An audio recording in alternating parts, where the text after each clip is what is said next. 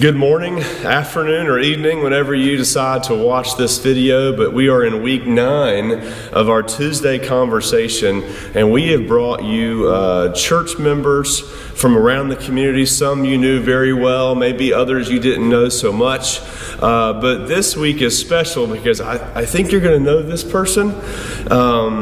And we were in the sanctuary today. She's the first one back in here, really, and we decided to do this video from her spot, her pew. Her name isn't on it, but we know that's where she sits. This is Carolyn Holbrook, and we're going to let her introduce herself and just say hello. So good morning. Good morning. I'm happy to be here the first time in 9 weeks. Absolutely. It's wonderful, even though Wes and I are the only ones in here, but I didn't have to fight for my pew today. That's right. Parking wasn't a problem. No problem. You walked right in and got your spot, but we are glad you're here. And, special woman, special lady, and I wanted everyone to get to know her a little bit more. Someone called you out. The reason you're in here is Pam Parrish. It was the one that said we had to interview you. So do you have any words of encouragement to Pam if she's watching this later? Pam, sometimes you need to just be quiet.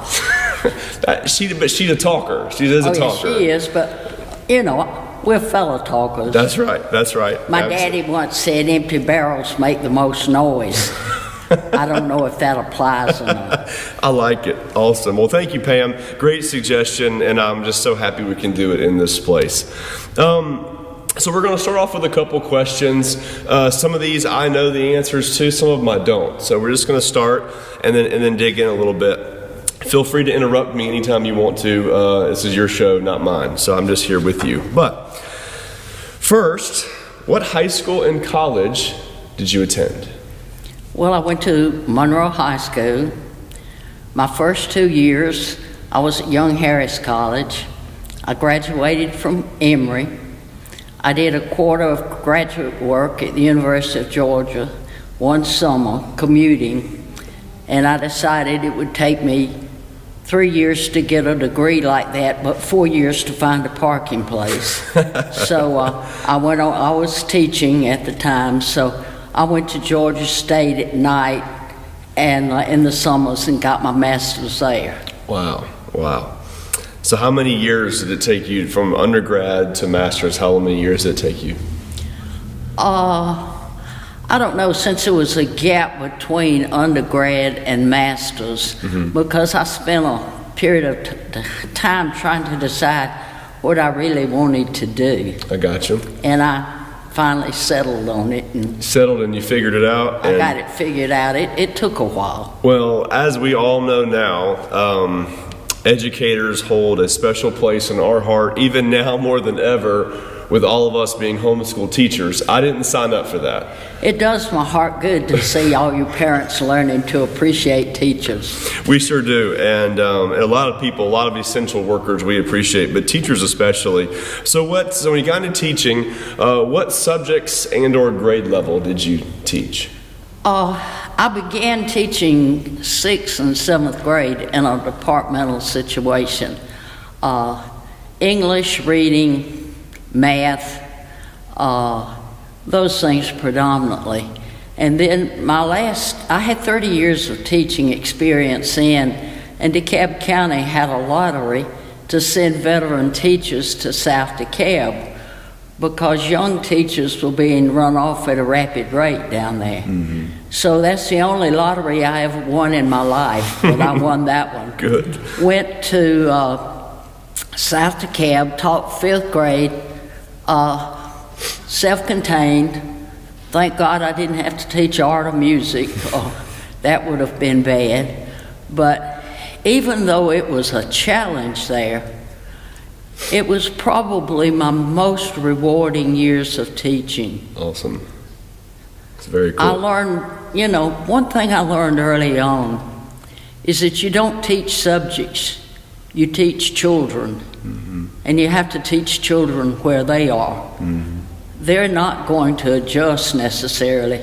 You have to do the adjusting. That's right. So what were some of the schools, the names of them that you taught at? Well, I started off at Oak Grove. It was a brand new school. I had 5 classes of 40-plus children, not enough textbooks, not enough desks. Wow. At the end of the day, I went in to resign. I said, I can't handle this. The principal laughed at me. He said, it'll be different tomorrow, and it was. I got 2 more students. But I survived that. And then after that school, I'd been there for about a year and a half, I moved to Sycamore. I figured it was time to open up a new school, Sycamore Hills. And I spent most of my teaching years there. I had some illustrious students, Chuck Dowdle being one of them. Nice. In the 7th grade. Was he taller than you then? No, he wasn't. Okay. I had the advantage. In the 7th grade, I beat him in a game of one-on-one in basketball. When he came back years later after I had gone, he wanted to know where that little black-haired woman who wore glasses was, because he could beat me now, but that's awesome. I escaped him. That's awesome. So you grew up in Monroe. I did. How long have you been here? Well, come June, I will have been here 84 years, more or less. 84. I was away for a while, but I was never really away because my mom was here, and she needed some help and care, and so I was in and out a lot of weekends during that time. But then after I retired from teaching, I was in Decatur about 2 years, I guess, and it was time to come back because I could not do remotely what needed to be done. And then too, when it took me 30 minutes to drive a block from my house down the street, I thought, I need to see butterflies again.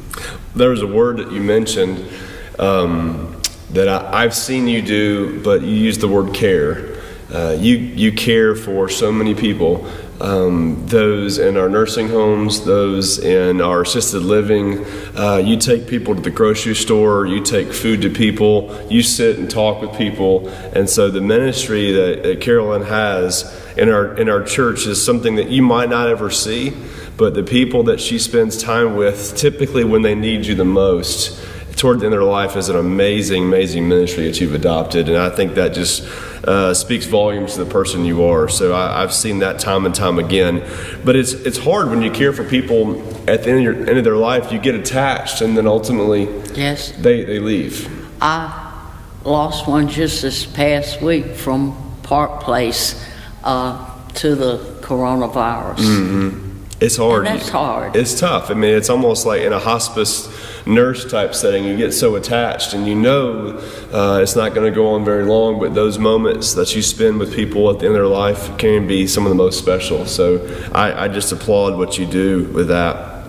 So you've been around Monroe for 80, how many years was it again? It will be 84 in June. 84 years in June. What are a couple major events that stick out in your mind? Looking back over those 83, 84 years, what are some things that stick out in your mind? Well, growing up in a small, sleepy southern town, and growing up as a child, you rode bicycles all over town, you did all of these things, and it was good. When I was about 10 years old, and I don't know if you mentioned this, there was a lynching that took place, not in Monroe, but miles out. But I think it had an effect on the town. It seemed to cause a closing in of the town. And I didn't know anybody, and my parents didn't know anybody who knew anything about it. In fact, we didn't have the news media then. 2 or 3 days later, you found out. But that was a big thing. You went through the regular progression of grades in school. One of the best things that ever happened to me and a lot of girls in this town was Wayne Shields in the Drum and Bugle Corps. He took a bunch of us little country girls and took us to Chicago and New York and all kind of places. And there was more than just playing drums and blowing horns. He taught us how to live outside Monroe. And I will always be grateful to him. Some days I wasn't grateful to him. Some days you would want to just run away, but other days, you knew. And looking back, it was special, and the discipline that was instilled in us was really something else. Of course, before I moved back here, there was a downburst that came that destroyed the house my mother was living in. And so she spent a week living in Atlanta with me, and during that time we had an ice storm. There was an earthquake, and I told her, I said, "Woman, we got to get you back to Monroe. I don't think we can stand this." But everything worked out. You know, I was so blessed to have a close-knit family and an extended family too. And now, as people have gotten older, and I'm the oldest one now in this clan, except for a 98-year-old aunt in Florida, and this being the mother superior, it's not easy. Sometimes it's like herding cats. I understand that. I know the feeling. So you've lived through a lot of Monroe and seen change. Some maybe for better, some maybe for worse. Oh, some of both. I'm sorry to see some of the buildings and places gone. Our first church, which was down on the corner on Broad Street, my first church. That was a church where Perinell Sarles, Elizabeth Tola, Marion Armstrong Backus, we all joined the church the same day. Perinell, Elizabeth, and I was sort of the younger crew, but Marion Armstrong was the mother of Pam Parrish Backus. Pam Backus Parrish. She answers to anything. Anyway, I remember that church. I remember the Red Siggers was the preacher, and I'm probably the only person in existence who was brought to church by a baked sweet potato. My grandfather was a Methodist minister, and he came here. My dad was in high school. My mom was in high school. The parsonage was on Church Street, and my grandparents sent him down to the Dostler house to see about getting a phone installed. He saw my mother, who just happened to be mopping the kitchen floor, and he went back and said, "This is the woman I'm going to marry." And at that time, my grandfather was here for 5 years, which was unheard of then. It was 4 years and you're gone. So in that time, they courted, married, and I was born. Wow. And Red Siggers, J.W. Siggers, was a friend of my grandfather's, and he came to visit us often. And I guess it was my confirmation class, because he came in one day to visit, just unannounced. We had just gotten up from lunch, and the food was still on the table, and there was a baked potato. So he reached, got the baked potato, and peeled it, started eating it, and he was talking to me. We were talking about Jesus in the church. And at the age of 10, I decided, this man is real, and what he's talking about must be real. So the baked potato, huh? The baked potato. I was led to Jesus by a baked sweet potato. Wow. I've heard sweet tea before, but baked potato. Baked potato, that's different. That is different. The church, the stained glass windows in that church were so awesome. I don't remember a sermon I heard there, but I sure remember the windows. And my grandfather came back. He baptized me, my brother, and my sister. He was preaching. He had a 5th Sunday off, so he came back, and my sister was the last baby christened, baptized in the church down on the corner. Wow. That's cool. And we got some pictures of the old church that's actually in our office. And also, if you go to the Monroe Museum, some of the drum corps things you were talking about, you can see old videos and things of the Macy's parade. And so it's pretty amazing. Some of those. That's right. So it was not that I was a star always. Wayne Shields would often say when we were doing up a show drilling, there's a discrepancy in that Frank and Martha Joe Dillon, and I realized it was probably us. So we just called each other Discrepancy. That's funny. Something that people may or may not know, if they live in Monroe, they probably know this, but if they don't, they wouldn't have a clue. You like to walk, and I mean a lot. So every morning you wake up about what time? 5:15. And then you go and you walk around town. How many miles? I don't walk till about 6. Oh, we I have won't start to till get 6. fortified with coffee first. I got you. How many miles a day do you walk around Monroe? Oh, it varies. It used to be 3 to 4, but now during this period of the virus, I don't have anything else to do, so it's more like 4 or 5. Wow. There's a story about you. There's several stories about you, but one of the funniest things I've heard is I see you every morning walking around, and there was another lady in town that can favor you sometimes. The lady with the dog. With the dog, and she has a new dog now, and Yes. and you help with that. She does, and we've had that dog's teeth fixed, and I just talked with her this morning when I walked. So sweet lady, sweet dog, but her previous dog, I remember someone got you and her confused. Quite often. And somebody came up to you and asked you where was your dog, and what did you say? I said, it died. Because that was about the 3rd or 4th person who had asked me that week. That's right. So she walks around town, she picks up trash, you pick up money. No, not trash, only recyclables. I'm an elevated trash collector. I got you. And you pick up money, any money you find? If I find it, yes, I figure. But I figure it's not meant for me. That's right. I put it aside. And when I see a need for somebody, when we need to go under the radar with money, it's there. Because it's not mine, really. That's right. And our church has a prayer mailbox, and she will check that periodically. And if there's anything in there, she'll bring it to me. First thing in the morning, she will hand it to me and say, I've done my job, and you hand it to me. And so you're just a special person who walk a lot. What's one of the weirdest things that's happened to you on your morning walk? Just one. I know you probably have 100. Well, one morning, it was summertime, and I was walking. I had on shorts, not short shorts, heaven forbid, but shorts and a big T-shirt, and these 2 police cars came flying up. I thought, oh, it's a drug bust out here somewhere. And then I realized I was the drug bust. One young policeman got out looking confused. I was just talking to him about the weather, and the second car rolled up, and he got out laughing. He said, oh, I've seen her before.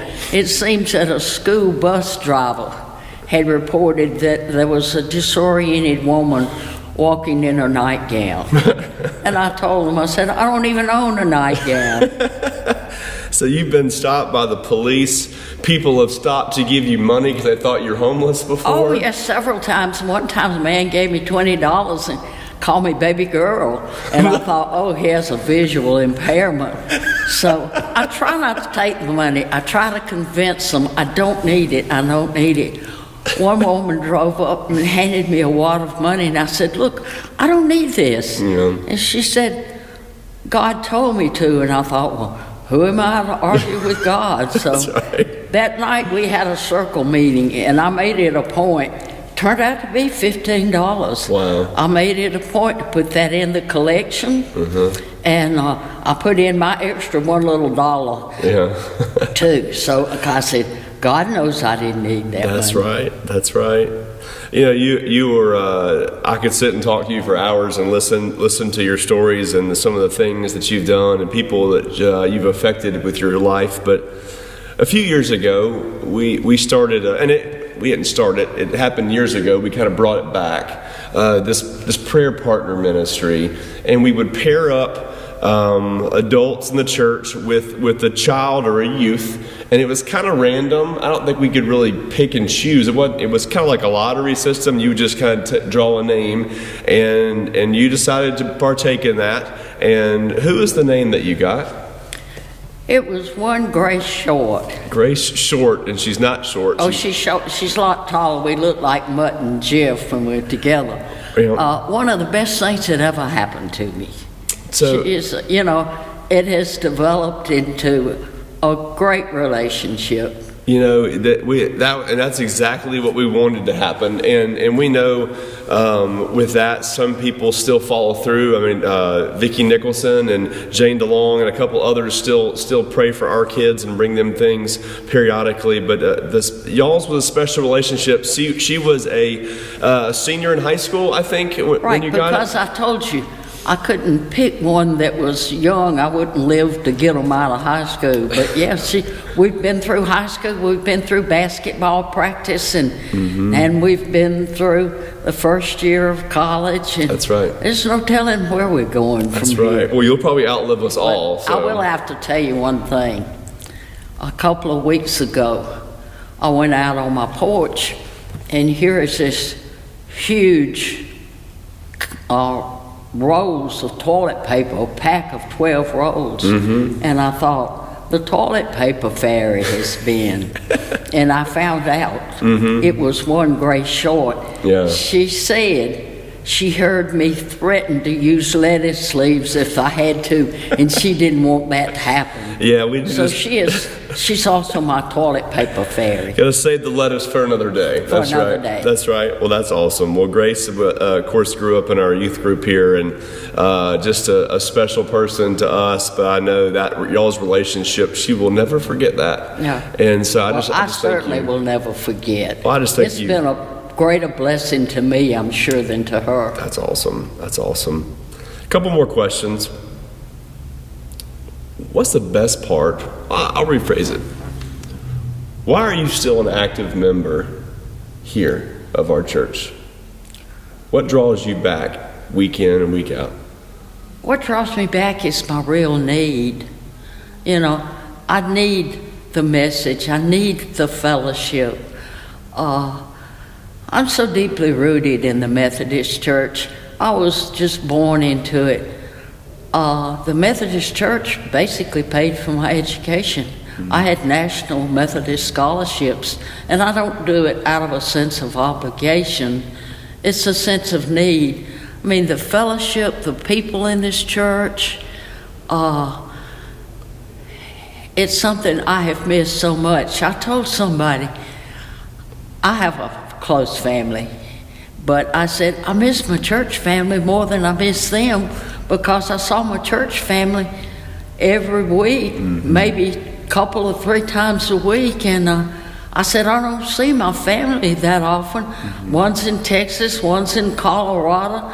They're scattered all over creation. And I said, we talked and we're close, but I said, this is a family to me. Yeah, and I echo that completely. It is a family.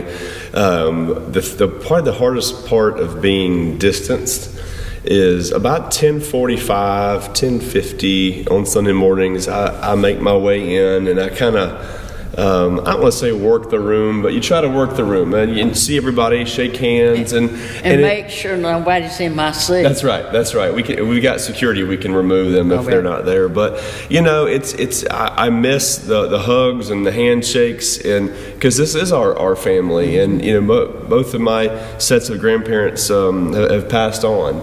And I was really close with mine, and so having those grandmothers and those grandfathers that I get a chance to see week in and week out is special to me. It doesn't take away from what my real grandparents were, because I still love them, but having that presence here for a lot of us is huge. So I'm glad that you still choose to come because I need it, and a lot of people do, and you have affected this church in amazing ways, and you help minister, and you help disciple, and you pray for, and you take meals to, and you're just a servant. And I know without a doubt one day you will hear, well done, good and faithful servant, many, many, many years from now. But take out one of those minis. So hey, if we don't get baseball back, take out several minis. So yeah, we got to have some sports back. But last thing, and leave us with this. So our graduating class, this Sunday, we're going to honor our seniors with a video that Don Young's putting together, and something special we're going to do for them later. But we got 10 or 11 seniors graduated from high school or graduating from high school. Whether they walk or not, I don't know. Their proms got canceled. Their sports got canceled. They all got into college, looking forward to the fall. What's a word of encouragement that you would have for them today? First, I'll have to say the world they're going into is not the world I went into. I mean, there's so much more of a challenge, and this year, their final year, will be something they will remember. But as they go forward, just remember, there's hope, and there's somebody in charge. My life has been a series of closed doors, closed windows, open windows. And I said, you know, you're going to fall. You're going to fall down. You're going to make mistakes. You may go take the wrong. There's a Robert Frost poem, The Road Not Taken.